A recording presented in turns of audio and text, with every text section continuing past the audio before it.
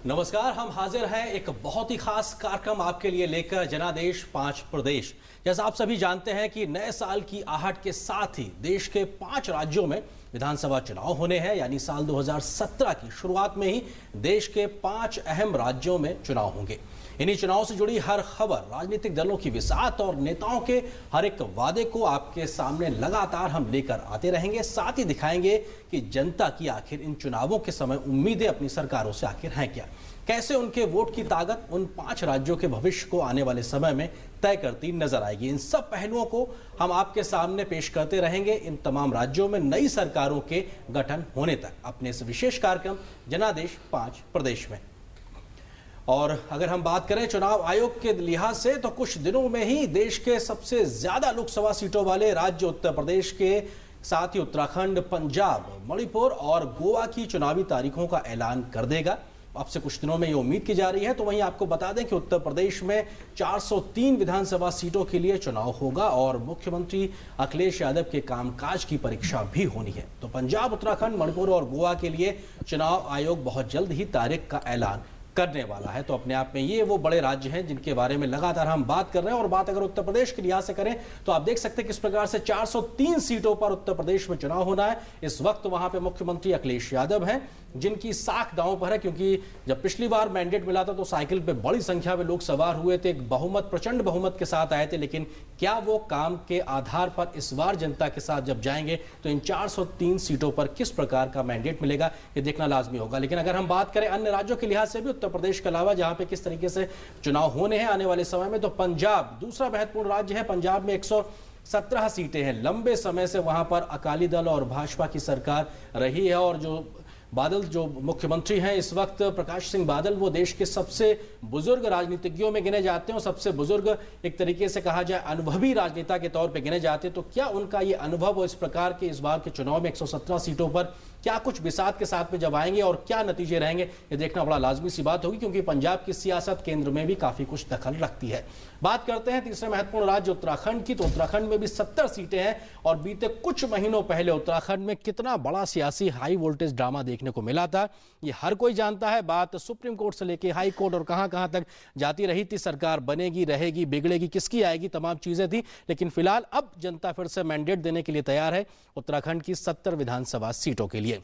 इसके अलावा भी जिन राज्यों में चुनाव होने, उनमें महत्वपूर्ण राज्य की बात करें तो नॉर्थ ईस्ट में मणिपुर में वहां पे 60 सीटें हैं। ओकराम इवोबी सिंह वहां पे इस वक्त चेहरा है। लेकिन इन 60 सीटों पर आने वाले समय में जब इलेक्शन कमीशन तारीखें तय कर देगा तो वहां पे जनता किस प्रकार का जनादेश देगी, इससे जुड़ी हर पल की खबर हम आपको लगातार दिखाते रहेंगे। लेकिन मणिपुर, नॉर्थ ईस्ट के अलावा भी एक और महत्वपूर्ण राज्य है गोवा, वहां पे भी चुनाव होने हैं। और अगर गोवा के लिहाज से बात की जाए, इन तमाम 5 राज्यों के लिहाज से वहां पे संख्या सीटें भले ही कम है, 40 विधानसभा सीटें हैं, लेकिन वहां की सियासत, वहां की राजनीति भी किसी भी प्रकार से कम नहीं, क्योंकि वहां पे भी एक राजनीतिक उबाल देखने को मिल रहा है। किस प्रकार से जनता अपने मुद्दों को लेकर सरकार से चाहती है कि वो तमाम काम करके दिखाए और क्या कुछ नेता वायदे और उन सब चीजों के साथ में लगातार आ रहे हैं। लेकिन सबसे पहले बात इन 5 राज्यों में, आज हम उत्तर प्रदेश की कर रहे हैं, लेकिन आज हम बात लगातार इन 5 राज्यों की करेंगे ही। लेकिन सबसे पहले बात उस महासंग्राम की जो सबसे बड़े राज्य में दांव पर है। जी हां, बात कर रहे हैं देश के सबसे बड़े राज्य उत्तर प्रदेश की।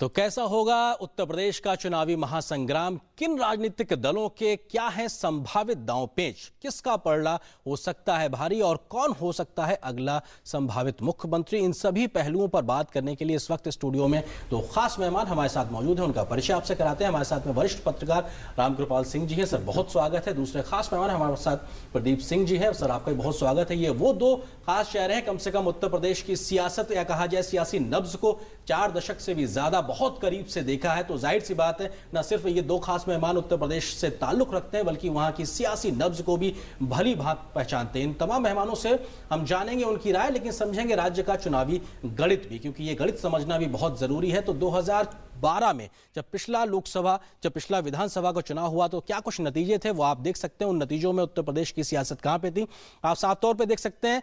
2012 विधानसभा चुनाव में लगभग 29% वोटों के साथ में समाजवादी पार्टी को 224 सीटें मिली थी। दूसरे स्थान पर बहुजन समाज पार्टी 80 सीटों पर सिमट गई थी। उस वक्त मायावती मुख्यमंत्री हुआ करती थी। भाजपा भी 48 सीटों के साथ में तीसरे स्थान पर रही थी, जबकि कांग्रेस जो कि एक बड़े राष्ट्रीय दल होने के नाते लंबे समय तक उत्तर प्रदेश की सत्ता में रहा था, लेकिन महज 28 सीटों पर सिमट गया था। तो ये 2012 का वो जनादेश है जो उस वक्त की स्थिति के आधार पर जनता ने वहां पे दिया था, और एक बड़े मैंडेट के साथ में लगभग 29% वोटों के साथ में अखिलेश की साइकिल उम्मीदों के बारे में बात की गई थी। लेकिन महज 2012 को ही अंतिम आंकड़ा मान लेना काफी नहीं, 2014 भी एक बड़ा पड़ाव था। 2014 का जो पड़ाव था वो था लोकसभा का चुनाव, और वहां के लोकसभा चुनाव में क्योंकि उत्तर प्रदेश हिंदुस्तान का सबसे बड़ा राज्य है जहां पे सबसे ज्यादा लोकसभा की सीटें हैं, लोकसभा की सीटें, राज्यसभा की सीटें, उसके अलावा विधानसभा की भी सीटें हैं। तो ऐसे में 2014 में किस प्रकार का जो मैंडेट था उसकी तस्वीर आप देख सकते हैं अपने टेलीविजन स्क्रीन पे। भाजपा ने तमाम दलों का सूपड़ा साफ कर दिया था, और भाजपा या कहे एनडीए उस वक्त 73 सीटों पे, 80 में से 73 सीटों पे वहां पर काबिज हुआ था।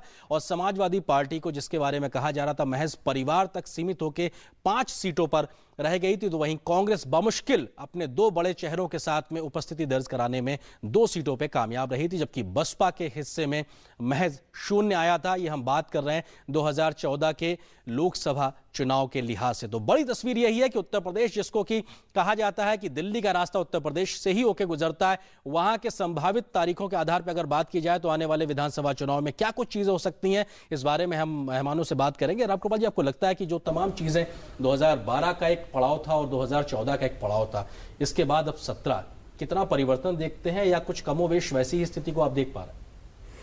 नहीं, देखिए स्थिति तो वैसी नहीं है। 2014 जो रहा है, मैं ये कहूँगा कि भारतीय राजनीति में बहुत सारी चीज़ें हैं, वहाँ से बहुत कुछ चीज़ें बदली हैं। लेकिन जब हम कभी भी कोई इलेक्शन के बारे में बात करते हैं तो हम अतीत के आंकड़े और उसकी बुनियाद पर बहुत सारी बातें करते हैं, जबकि 2014 में ये सारी चीज़ें खारिज हो चुकी थी। एक नया व्याकरण गढ़ा गया। देखिए, वो एक तो हमारा जो डेमोग्राफिक चेंज भी है। अब 65% जहाँ यूथ हो, तो आप ये देखिए कि जमीनी स्तर पर बहुत तेजी से जो बदलाव हुआ है। 2014 एक बात का ये प्रतीक है कि चाहे जिन कारणों से भी रहा हो, लेकिन एक बात तो तय है कि लोगों ने जातीयता, क्षेत्रीयता और धार्मिकता, इन तीनों से ऊपर उठ करके वोट दिया था।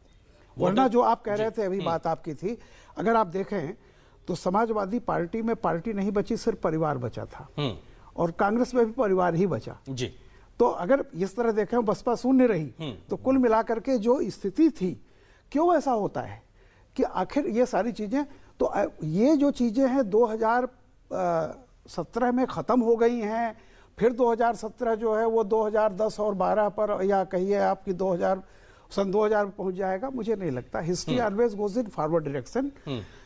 हमेशा एक बात जान लीजिए, अब धीरे धीरे जैसे जैसे विकास हो रहा है, जैसे जैसे हम नए दौर में पहुंच रहे हैं, आज का जो युवा पीढ़ी है वो उतनी क्षेत्रीय, उतनी रीजनल, उतनी उस तरह की नहीं है। उसके सोच दूसरे हैं, उसकी महत्वाकांक्षाएं बिल्कुल डिफरेंट हैं। हाँ। और पहली बार ऐसा हो रहा है उत्तर प्रदेश में, अब तक सन 52 से लेकर के अब तक पार्टियां चाहे जितनी लड़ी हों, हमेशा लड़ाइयां सब जानते थे कि 2 लोगों के 2 पार्टियों के बीच में होती थी। तो देखना होगा इस बार चीजें कैसे तय होती है। प्रदीप जी, आपको लगता है कि उत्तर प्रदेश को एक सबसे बड़ी राजनीतिक प्रयोगशाला के तौर पे कहा जाता है, इस बार का लिटमस टेस्ट किसके हिस्से क्या कुछ रंग ला सकता है? आपका अनुमान अभी मोटे तौर पर क्या लगता है? नहीं, देखिए, ये बात तो सही, उत्तर प्रदेश सबसे बड़ा प्रदेश है देश का, तो वहाँ की राजनीति पूरे देश की राजनीति को प्रभावित करती है। और चूंकि अभी जो सत्तारूढ़ दल है केंद्र में, उसकी सबसे ज़्यादा सीटें वहीं से आई थी, बहुत एक तरह से लैंडस्लाइड विक्ट्री थी, तो सबकी नज़र होगी कि वहाँ से बीजेपी कहाँ है, अब कहाँ है। 2014 में जहाँ थी वहाँ से कितना पीछे, ये तो कोई मानने को तैयार नहीं कि उससे आगे जाएगी।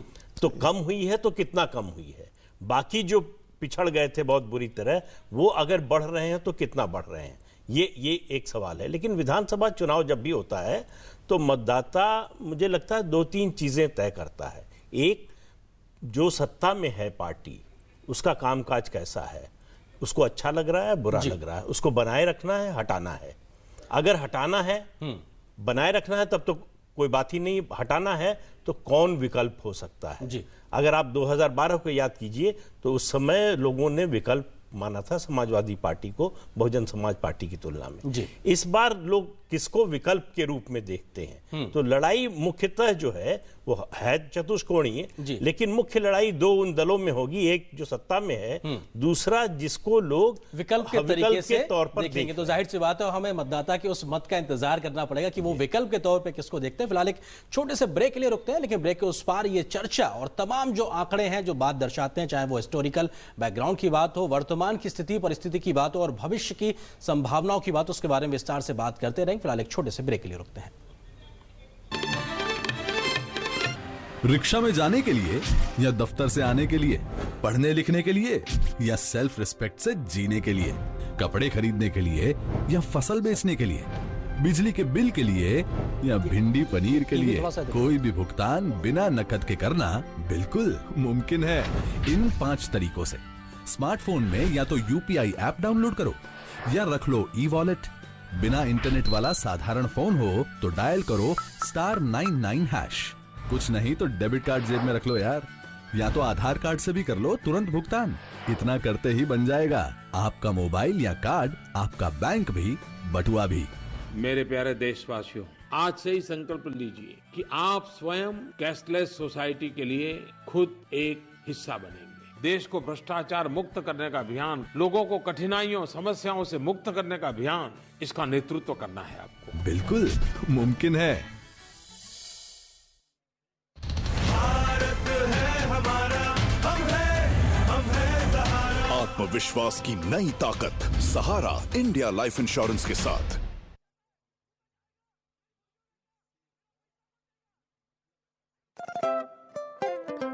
छोड़ो कल की बातें, कल की बात पुरानी, नगद रहित लेन देन से लिखे नए भारत की कहानी।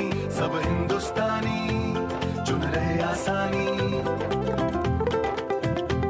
भुगतान करे, खरीदारी करे या टिकट बुक कराए, ऐसे सारे काम डेबिट कार्ड और मोबाइल बैंकिंग से हो जाए। नगद रहित फायदों की कीमत सबने है पहचानी। सब हिंदुस्तानी।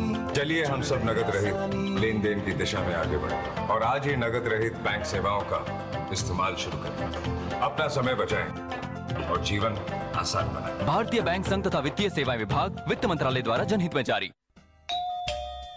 क्या भाई साहब, कहाँ बिजी है? बस यार, अभी अभी मैंने अपना एडवांस टैक्स ई-पे किया है। तब तो भाई साहब बहुत बहुत धन्यवाद। देश की सीमाओं को सुरक्षित रखने के लिए। मैंने क्या किया? सीमाओं की सुरक्षा के लिए तो हमारे ये वीर जवान तैनात हैं। पर ये तभी संभव है क्योंकि आप जैसे जिम्मेदार लोग एडवांस टैक्स के रूप में समय पर अपना योगदान दे रहे हैं, और इसके लिए मैं आपको सैल्यूट करता हूँ।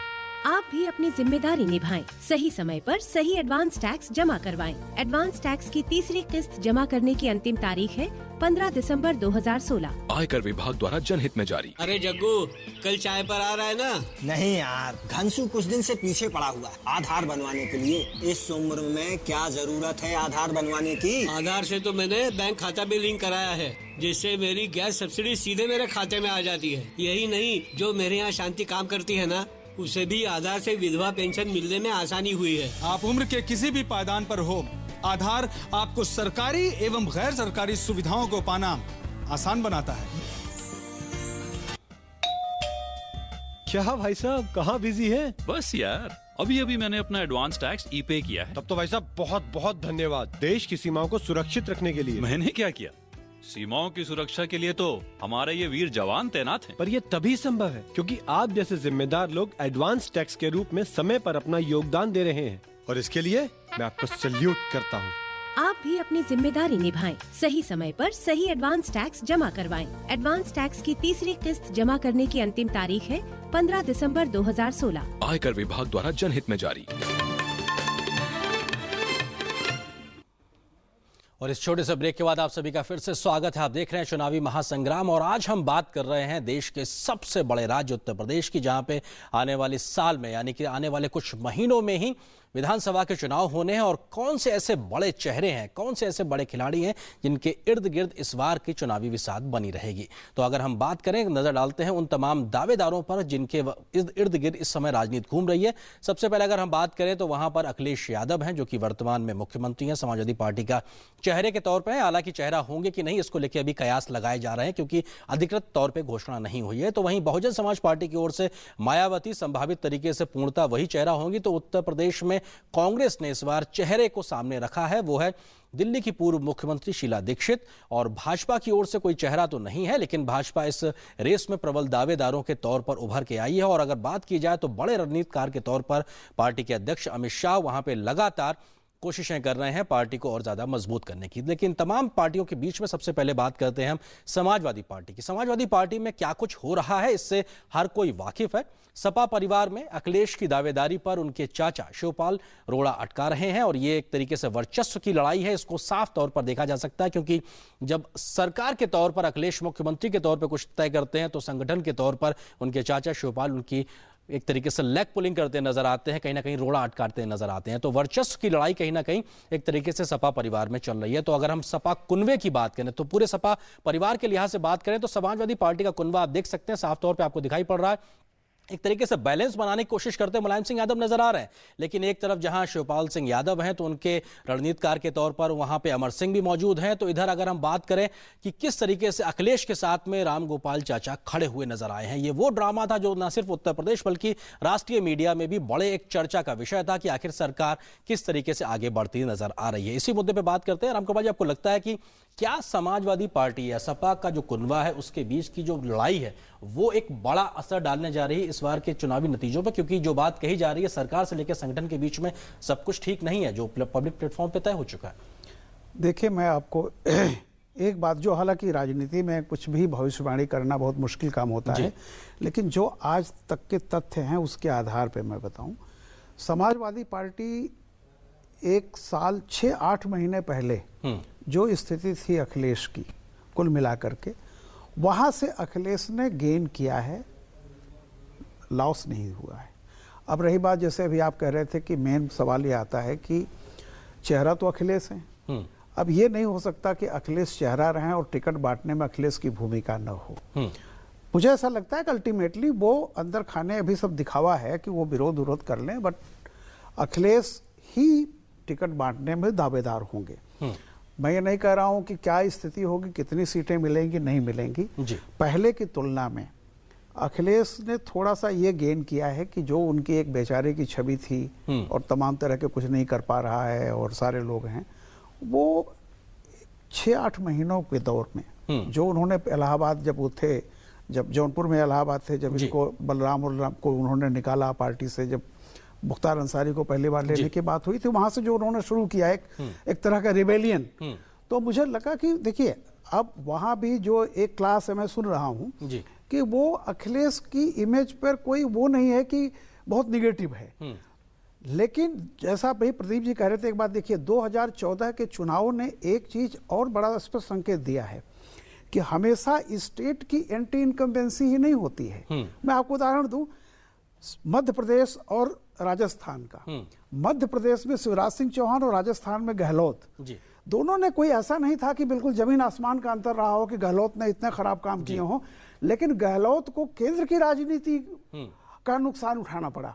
यानी जो कांग्रेस के केंद्र से नाराजगी थी जो आम जनता की, उसका स्टेट में खामियाजा उठाना पड़ा। तो आप मोटे तौर पर ये मान रहे हैं कि अखिलेश ने इस तरीके से चीजों को कुछ गेन किया है। प्रदीप जी, आपको लगता है कि क्या एक जनता की एंटी इनकम्बेंसी लहर के असर के तरीके से देखते हैं, लेकिन यहाँ तो परिवार में ही एंटी इनकम्बेंसी चीजें चल रही, क्या उसको सह पाएंगे मुख्यमंत्री अखिलेश, अपने परिवार को ही साध पाएंगे? मुलायम सिंह क्या इतना दखल दे पाएंगे कि सब चीजें सामान्य तरीके से तय हो, भितरघात ना हो? उत्तर प्रदेश में समाजवादी पार्टी की अगर आप बात करें तो एक बड़ी विचित्र सी स्थिति है। पार्टी सत्ता में है, मुख्यमंत्री लोकप्रिय है, पार्टी अलोकप्रिय है। आप जिससे भी बात कीजिए वो अखिलेश यादव की तारीफ करेगा, पार्टी की आलोचना करेगा।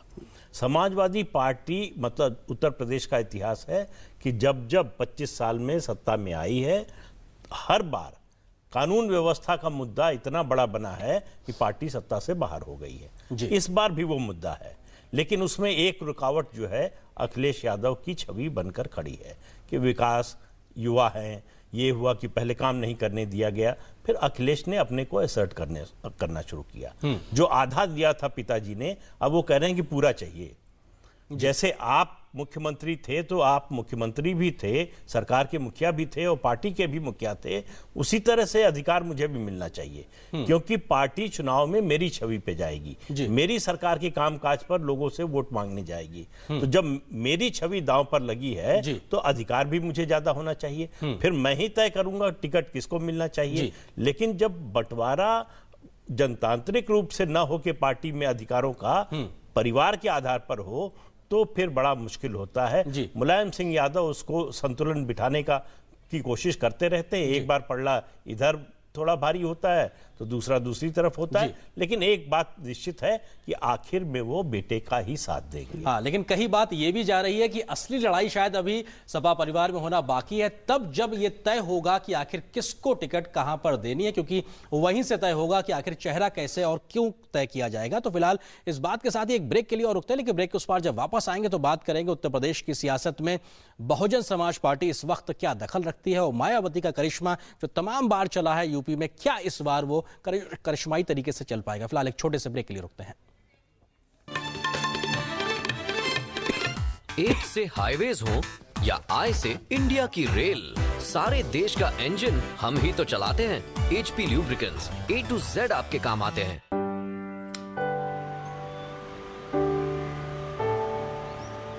ध्यान रखते हैं हर घड़ी मेरा, और माँ जी प्यार से हाथ बटाती हैं। अगर हर कोई रखता है मेरा इतना ख्याल, तो मैं क्यों न रखूं अपना ध्यान। इसीलिए 9 तारीख को सरकारी अस्पताल जाती हूँ, जहाँ अब सरकारी के संग प्राइवेट डॉक्टर भी आते हैं। प्रधानमंत्री सुरक्षित मातृत्व अभियान के तहत हर महीने की 9 तारीख को सभी सरकारी अस्पतालों में गर्भवती महिलाओं की विशेष सेहत जांच मुफ्त की जाती है, ताकि अगर खतरे के लक्षण हो तो उनका सही समय पर इलाज कर सके। 9 तारीख को मेरा ख्याल सबसे पहले।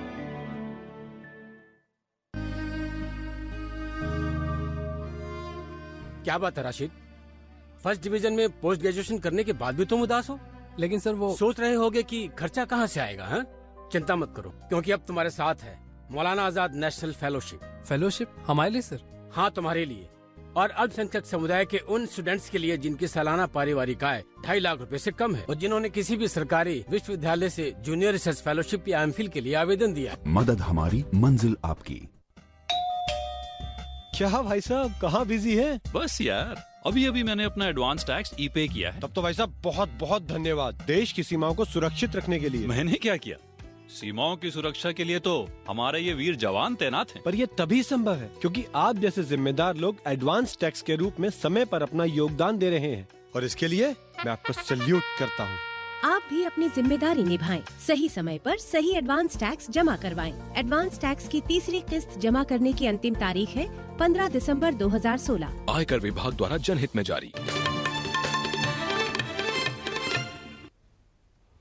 और ब्रेक के बाद आपका फिर से स्वागत है। आप देख रहे हैं चुनावी महासंग्राम और हम आज बात कर रहे हैं उत्तर प्रदेश की सियासत की। आने वाले समय के विधानसभा चुनाव में क्या कुछ संभावित तस्वीर रह सकती है। और अब बात करते हैं बहुजन समाज पार्टी की।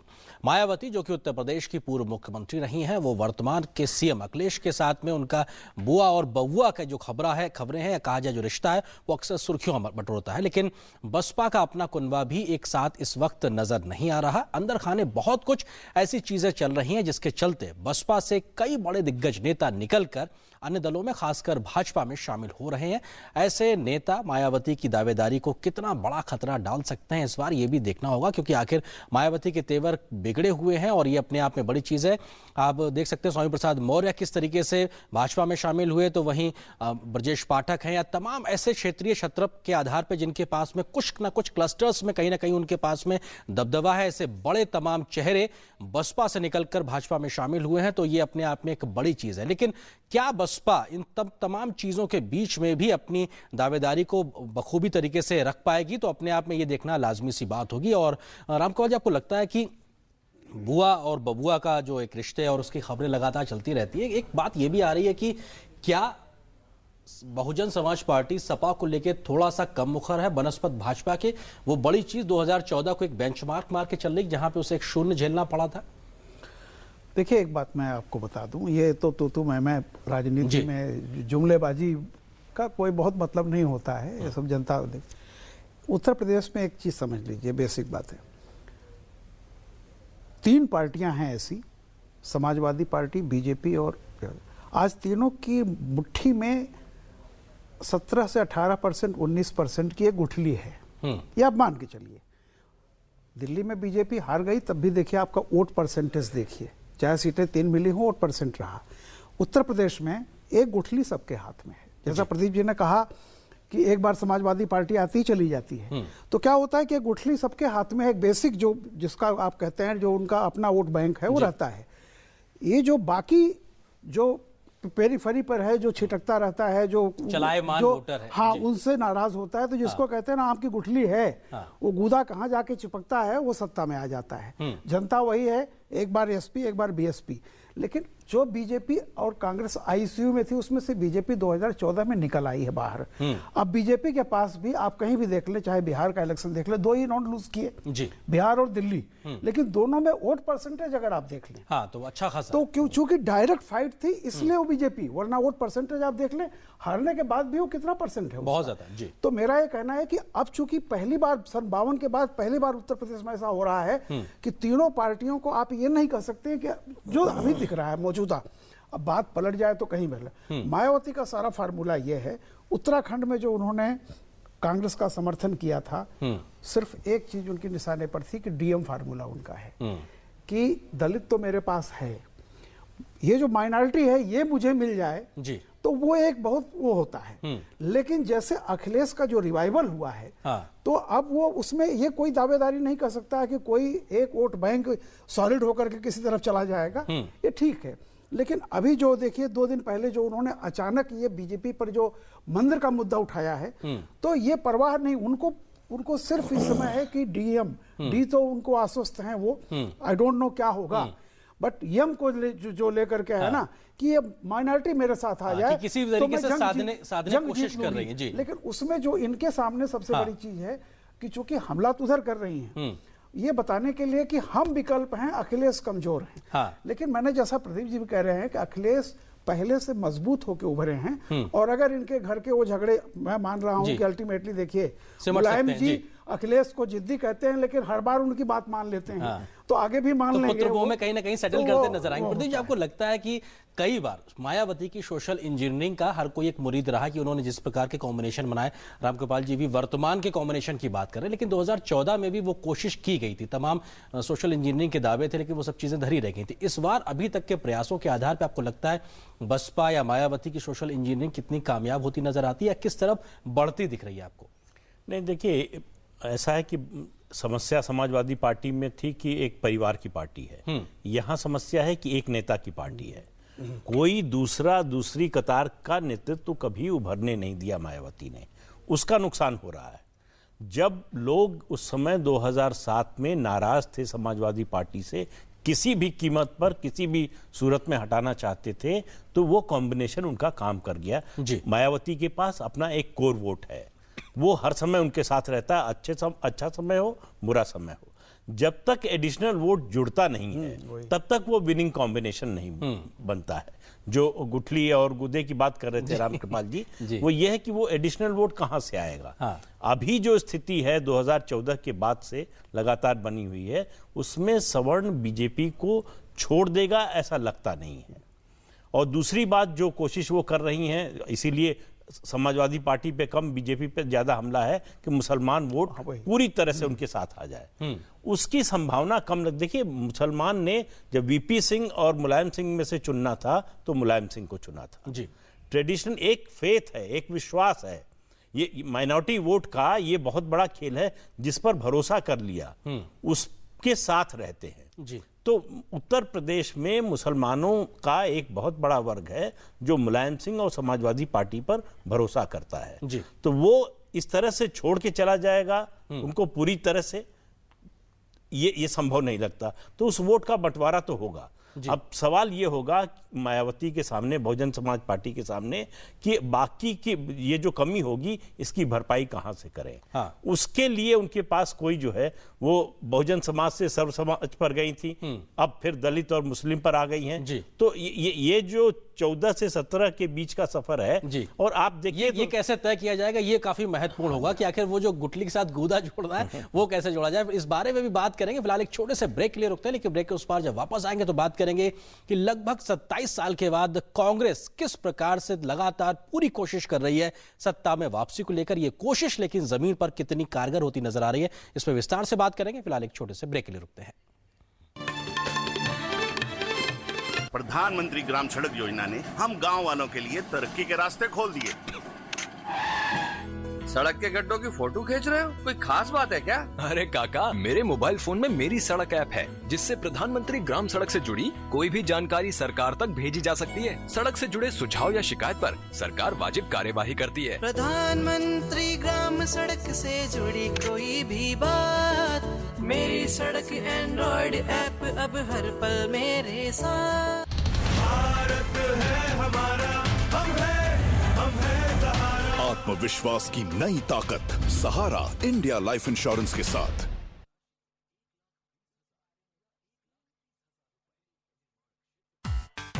जे से जहाज हो या एम से माइनिंग, सारे देश का इंजन हम ही तो चलाते हैं। HP lubricants A to Z आपके काम आते हैं।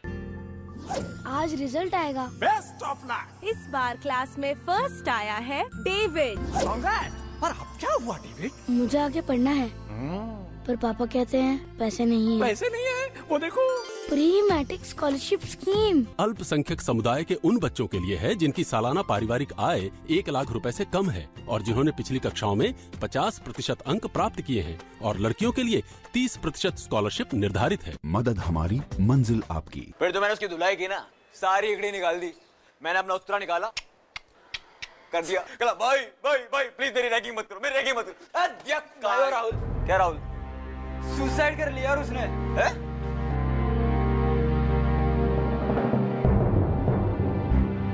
रैगिंग आपकी जिंदगी के वो हसीन पल छीन सकता है जो आपने और आपके पेरेंट्स ने आपके लिए सोचा है। आपकी जिंदगी और करियर आपके हाथ में है।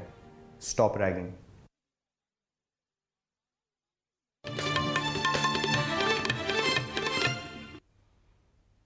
और ब्रेक के बाद अब चुनावी महासंग्राम में बात करते हैं कांग्रेस पार्टी की। तो सपा और बसपा के बाद तीसरी पार्टी है कांग्रेस, जो मुख्यमंत्री का चेहरा लेकर इस बार उतरी है उत्तर प्रदेश की सियासत में। राज्य की सत्ता में करीब 27 साल से बाहर कांग्रेस चुनौती खड़ी करने की पूरी ताकत झोंक रही है।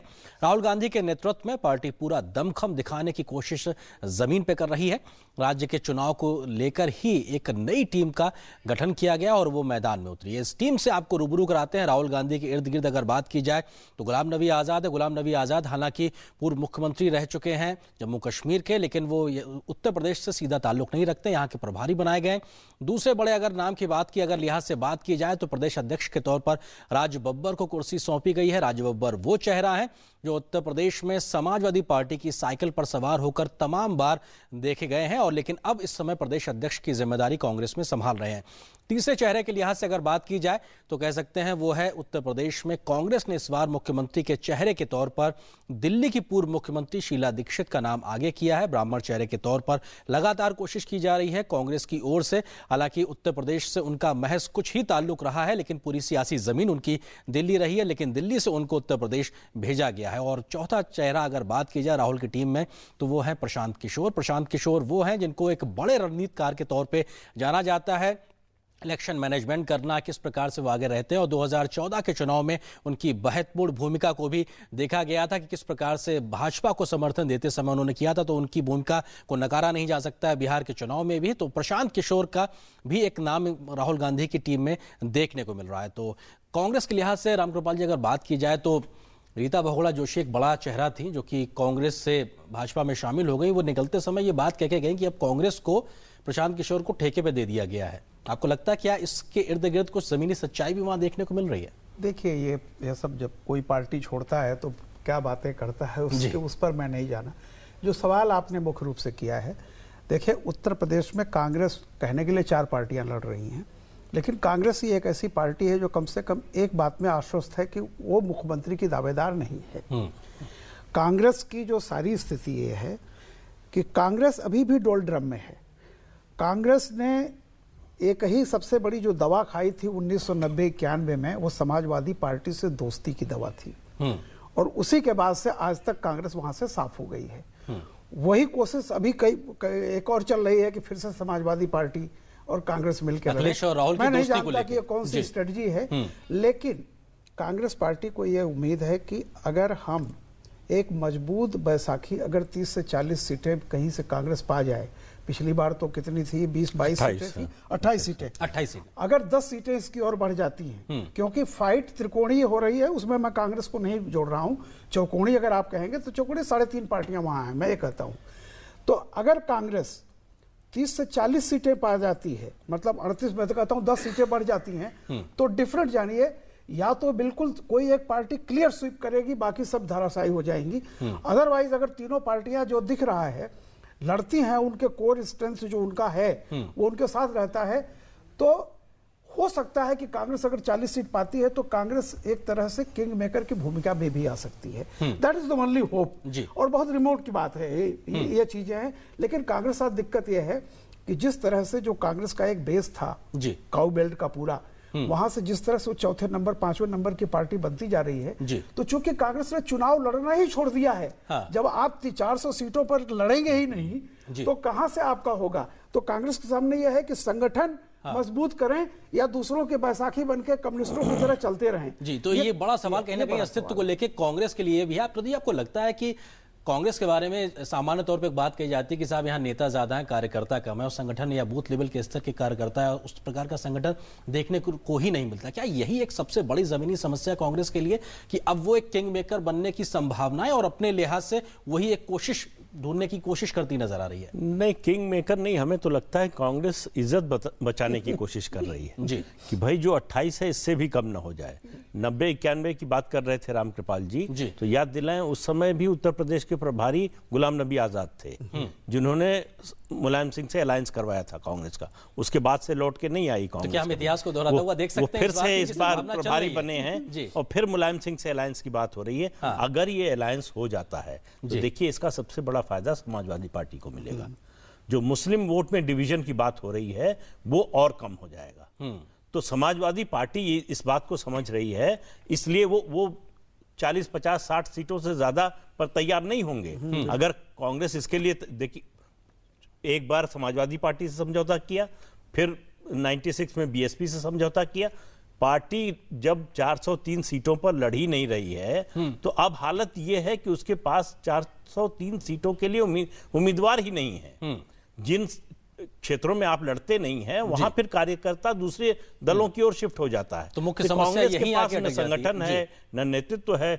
2 साल में शीला दीक्षित को दिल्ली में कभी तो देखा नहीं किसी ने, जहां 15 साल मुख्यमंत्री रही। उत्तर प्रदेश में क्या करेंगे? तो उनके चेहरे से आखिर कैसे वहां पे नैया पार लगेगी, ये अपने आप में एक आज का मौजूद सवाल है कि कांग्रेस ने जिस चेहरे के साथ में एक सियासी दांव खेला है, क्या वो तुरुप का पत्ता साबित होगा? फिलहाल एक और छोटे से ब्रेक के लिए रुकते हैं।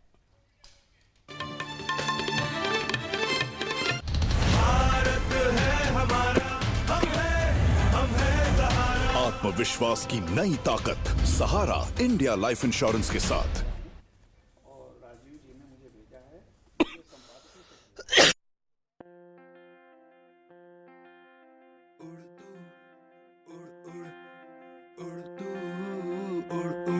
ना डर तू, ना रुक तू, ना थक तू, उड़ तू,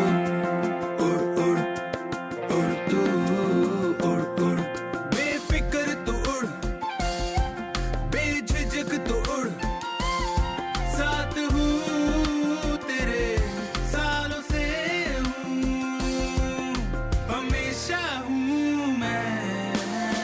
60 सालों का साथ, हम समझते हैं देश को बेहतर और देशवासियों की जरूरतों का रखते हैं ख्याल।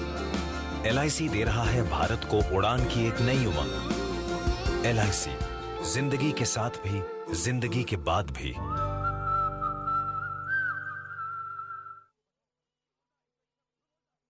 प्रधानमंत्री ग्राम सड़क योजना ने हम गांव वालों के लिए तरक्की के रास्ते खोल दिए। सड़क के गड्ढों की फोटो खींच रहे हो? कोई खास बात है क्या? अरे काका, मेरे मोबाइल फोन में मेरी सड़क ऐप है, जिससे प्रधानमंत्री ग्राम सड़क से जुड़ी कोई भी जानकारी सरकार तक भेजी जा सकती है। सड़क से जुड़े सुझाव या शिकायत पर सरकार वाजिब कार्यवाही करती है। प्रधानमंत्री ग्राम सड़क से जुड़ी कोई भी बात, मेरी सड़क एंड्रॉइड ऐप अब हर पल मेरे साथ। यहाँ जिंदगी खिलखिलाती है, वहाँ उम्मीदें घर बनाती है, फिर छोटी छोटी कोशिशें हमें उड़ने का हौसला दिलाती हैं। चुनौतियों से डर नहीं लगता, कोई इम्तिहान नामुमकिन नहीं लगता। कभी खुशियों की बारात तो कभी नाजुक पलों का साथ। शुक्र है जिंदगी के सफर में और उसके बाद भी हरदम आपके साथ है LIC। जहां जिंदगी है वहां LIC है, जिंदगी के साथ भी जिंदगी के बाद भी।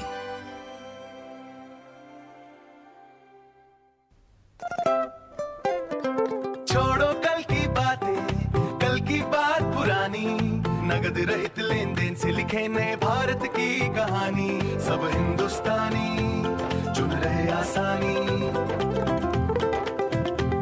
भुगतान करे, खरीदारी करे या टिकट बुक कराए, ऐसे सारे काम डेबिट कार्ड और मोबाइल बैंकिंग से हो जाए। नगद रहित फायदों की कीमत सबने है पहचानी, सब हिंदुस्तानी। चलिए हम सब नगद रहित लेन देन की दिशा में आगे बढ़ें और आज ही नगद रहित बैंक सेवाओं का इस्तेमाल शुरू करें। अपना समय बचाएं और जीवन आसान बनाएं। भारतीय बैंक संघ तथा वित्तीय सेवाएं विभाग, वित्त मंत्रालय द्वारा जनहित में जारी। क्या बात है राशिद, फर्स्ट डिवीजन में पोस्ट ग्रेजुएशन करने के बाद भी तुम उदास हो? लेकिन सर वो सोच रहे होगे कि खर्चा कहाँ से आएगा। हाँ, चिंता मत करो, क्योंकि अब तुम्हारे साथ है Maulana Azad national fellowship. Fellowship हमारे लिए सर? हाँ, तुम्हारे लिए और अल्पसंख्यक समुदाय के उन स्टूडेंट्स के लिए जिनकी सालाना पारिवारिक आय 2.5 लाख रुपए से कम है और जिन्होंने किसी भी सरकारी विश्वविद्यालय से जूनियर रिसर्च फेलोशिप या MPhil के लिए आवेदन दिया। मदद हमारी, मंजिल आपकी। तो उत्तर प्रदेश के इस चुनावी महासंग्राम में अब बात करते हैं भाजपा की। भाजपा के लिहाज से सबकी नजरें एक व्यक्ति पर होंगी जिसने 2014 के लोकसभा चुनाव में खुद को उत्तर प्रदेश की राजनीति का चाणक्य साबित किया था, जिसकी सूझबूझ और कुशल प्रबंधन से उत्तर प्रदेश में रिकॉर्ड वोट और सीटों के साथ भाजपा का कमल यमुना से लेकर गंगा तक हर जगह खिलता नजर आया था। वो थे अमित शाह, जो कि अब उस समय पार्टी प्रभारी थे और अब इस वक्त पार्टी के अध्यक्ष हैं। क्या फिर उत्तर प्रदेश में 14 साल बाद कमल खिलेगा? क्या परिवर्तन रथ यात्रा जो लगातार कोशिशें की जा रही हैं वो किस तरीके से काम करती नजर आएंगी? और अगर हम बात करें अमित शाह की पार्टी के लिहाज से तो कौन बड़े चेहरे हैं? राजनाथ सिंह उत्तर प्रदेश की सियासत का बड़ा नाम है, कलराज मिश्र की बात कर सकते हैं, उमा भारती की बात कर सकते हैं, वर्तमान के जो प्रदेश अध्यक्ष हैं केशव प्रसाद मौर्य। तो एक तरीके से बड़ा कॉम्बिनेशन जिसमें हर प्रकार के तबके को समाहित करने की एक तरीके से बात कहीं ना कहीं देखने को मिल रही है। रामकृपाल जी, आपको लगता है कि 2014 में चाणक्य के तौर पे खुद को साबित तो किया था अमित शाह ने, लेकिन अगर 2017 की बात की जाए, क्योंकि वो संगठन पे को बूथ लेवल पे खड़ा करने के विश्वास रखते हैं और वही सबसे ज्यादा उनकी कहीं ना कहीं एक रणनीति साबित सफल होती नजर आई थी, अभी भी वो उसी कोशिश में लगे हुए हैं। देखिए, मैं सिर्फ 2014 की बात नहीं कर रहा हूँ।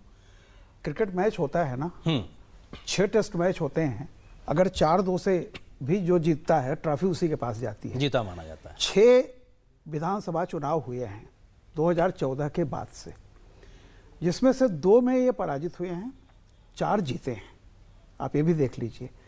और अगर उन जगहों पे भी जहां कभी कमल खिलता नहीं था, नॉर्थ ईस्ट में भी मैं वही बता रहा हूँ। और 4 जगहों पर जहां ये जीते हैं वो नकाब पहन के जीते हैं, जहां कोई चेहरा नहीं था। तो मेरा कहना है कि अगर नकाब पहन के आपको गोल्ड मिलता है तो आप बेनकाब क्यों होंगे? दिल्ली में बेनकाब हुए तो स्थिति ये हो गई, नकाब पहन करके कह सकते हैं बिहार में हार गए, वो भी एक दूसरे रीजन थे।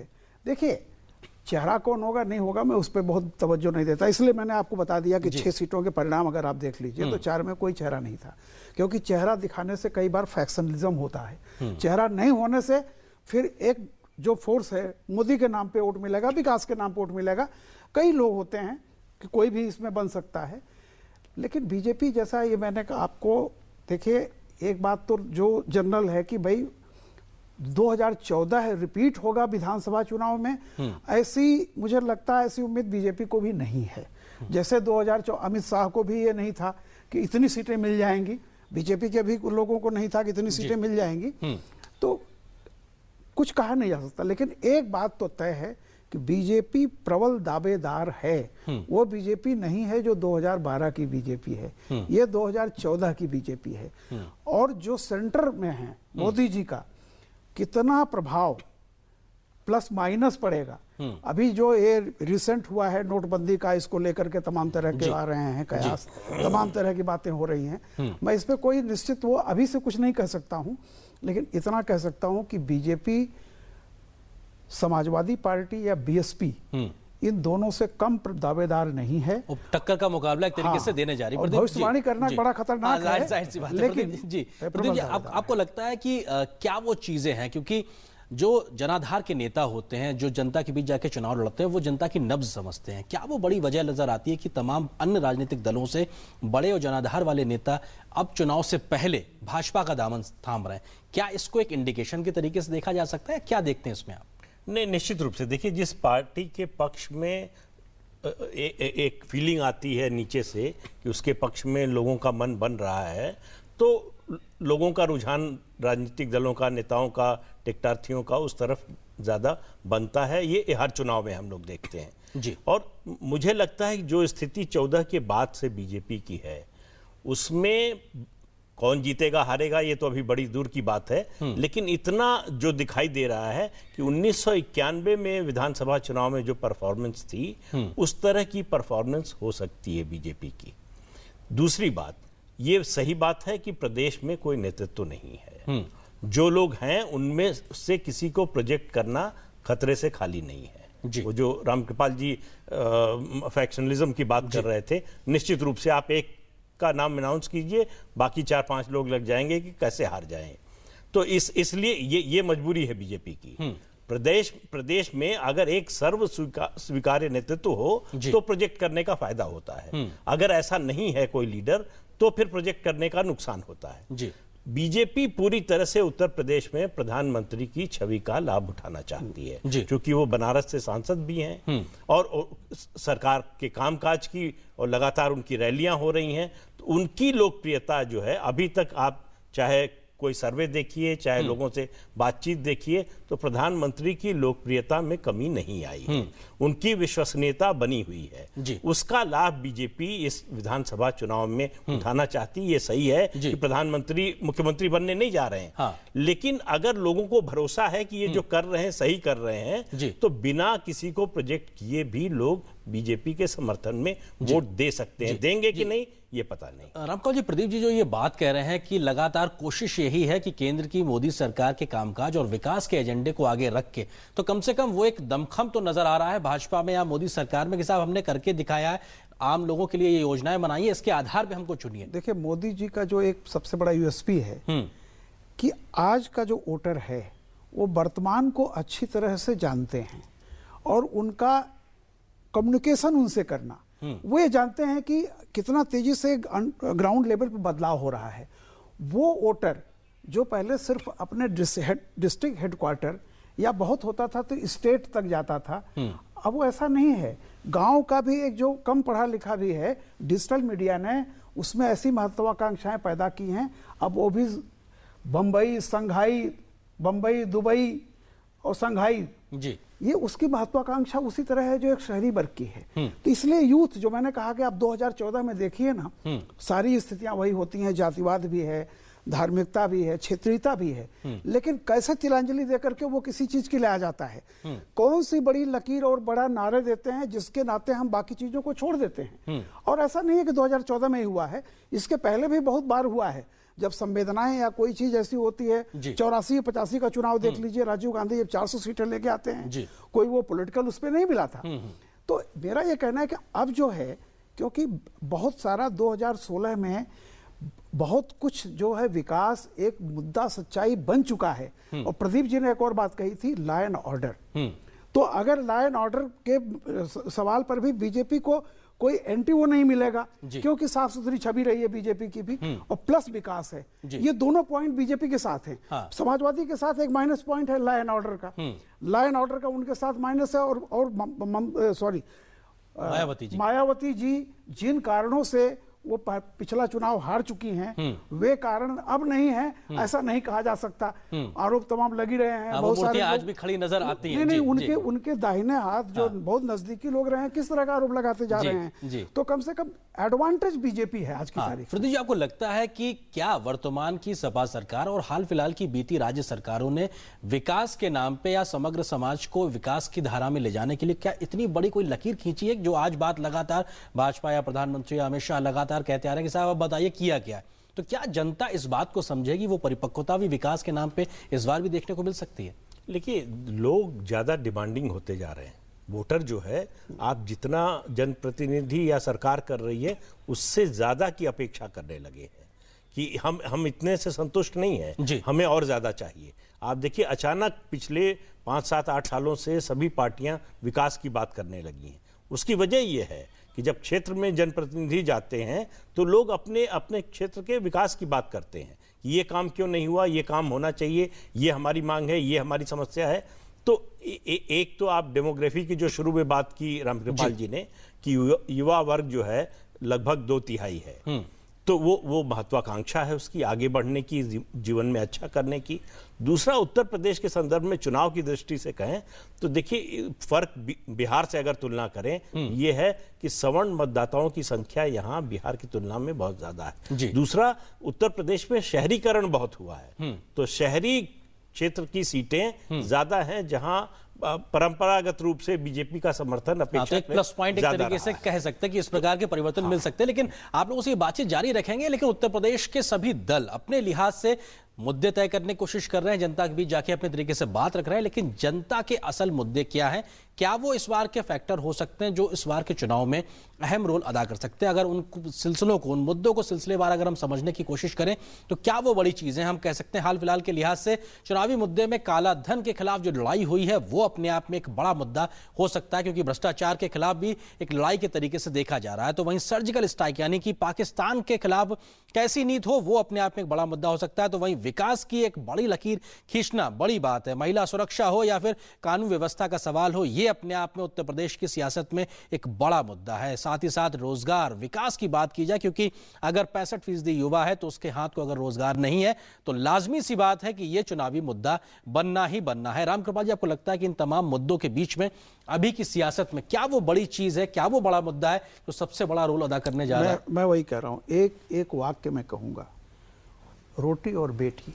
रोटी विकास का प्रतीक है, बेटी लॉ एंड ऑर्डर का प्रतीक है कि जिंदगी थोड़ी बेहतर हो, स्वास्थ्य, शिक्षा, बच्चे का भविष्य अच्छा बने, स्वास्थ्य बने, किसानों की फसल का अच्छा मूल्य मिले, ये बेसिक चीज है।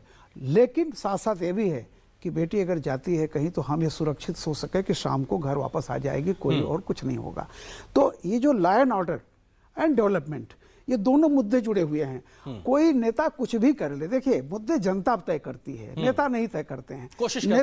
नेता तो बयार देखते हैं ना कि क्या है। मोदी जी मुद्दे खुद नहीं तय कर रहे हैं, मोदी जी जान रहे हैं, पढ़ रहे हैं कि ये जो, जैसे अखबार आप बेचने जाते हैं तो पढ़ते हैं कि भाई मेरा ऑडियंस क्या चाहता है, तो वो जानते हैं कि नब्ज कहाँ है। तो जो आज की बात है, डिजिटल या चले जाओ आप, ब्लैक मनी, क्योंकि देखिए आप जाइए गाँव में, आम आदमी जो बेसिकली जैसा प्रदीप जी कह रहे हैं, शहरी मध्य वर्ग भी कितने उसमें होते हैं जो ब्लैक मनी, बहुत छोटे मोटे देखिए करप्शन तो जीवन में इस तरह होते हैं।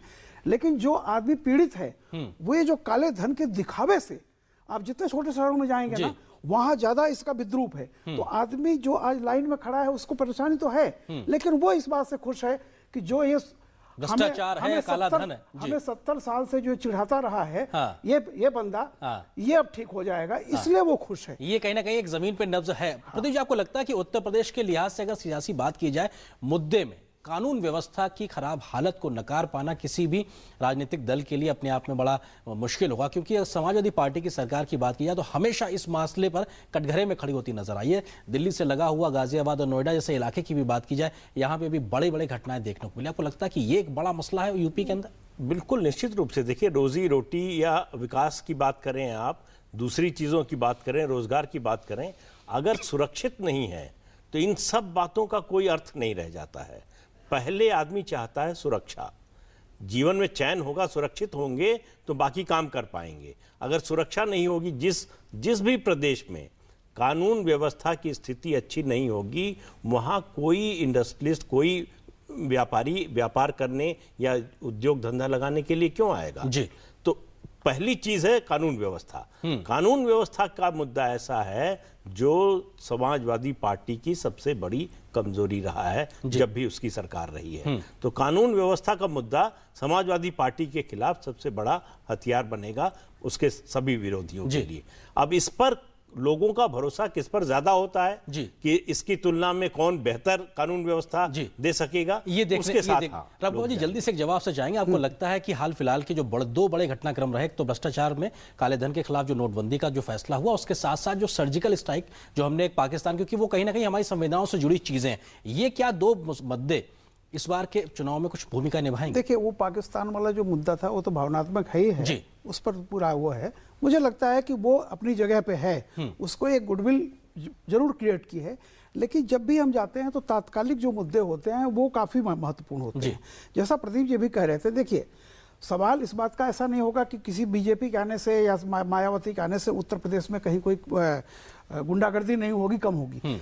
जनता ये देखती है कि चोरियां होंगी, भ्रष्ट वो भी होंगी, लेकिन वो देखती है कि मेरा जो मुखिया है वो खड़ा कहाँ है, वो मेरे साथ है, पीड़ित के साथ है या अपराधी के साथ है। बात इतनी होती है। ये बड़ी बात आप कह रहे हैं। अगर आप अपराध होंगे, ऐसा नहीं है नहीं होंगे, लेकिन अगर लगे कि अपराधी के साथ सरकार नहीं है, सरकार मेरे साथ खड़ी है, तो जनता साथ कभी नहीं छोड़ती है। प्रदीप जी, एक आखिरी कमेंट, आपको लगता है कि उत्तर प्रदेश में रोजगार देने के वादे बहुत किए गए वर्तमान अखिलेश सरकार के, लेकिन अधिकांश फैसले सुप्रीम कोर्ट तक अदालतों में फंसे रहे, रोजगार के नाम पे युवाओं के हाथ में बहुत कुछ नजर नहीं आ रहा, क्या ये एक बड़ा मुद्दा 60-65% आबादी के लिहाज से? नहीं, बिल्कुल। देखिए, हम तो मान रहे हैं लोकसभा चुनाव के बाद से आप देखिए लगातार सबसे बड़ा मुद्दा जो प्रधानमंत्री नरेंद्र मोदी को इतनी बड़ी कामयाबी मिली लोकसभा चुनाव में, वो है रोजगार का मुद्दा।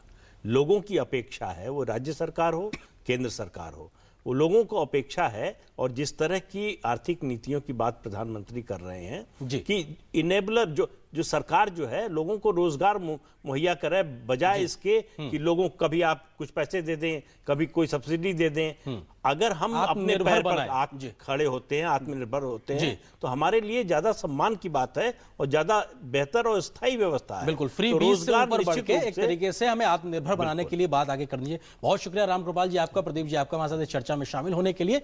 तो फिलहाल आज चुनावी महासंग्राम में उत्तर प्रदेश की सियासत से जुड़ी बातचीत में फिलहाल इतना ही, लेकिन अगले शनिवार को फिर होंगे इस चर्चा में आपके साथ में पंजाब और गोवा, जहां पर भाजपा सत्ता में है, तो वहां देखेंगे कि क्या कुछ राजनीतिक चाल इस बार की तस्वीर में वहां पे देखने को मिल सकती है, और क्या वो बड़े इस वक्त के सियासी खिलाड़ी इन राज्यों में हैं, और क्या वो बड़े ऐसे मुद्दे हैं जो इस बार के चुनाव पे इन तमाम राज्यों में नतीजे को, निर्णय तक पहुंचाने में कारगर साबित होते नजर आएंगे। फिलहाल आज बस इतना ही। मुझे और मेरी पूरी टीम को दीजिए इजाजत। नमस्कार।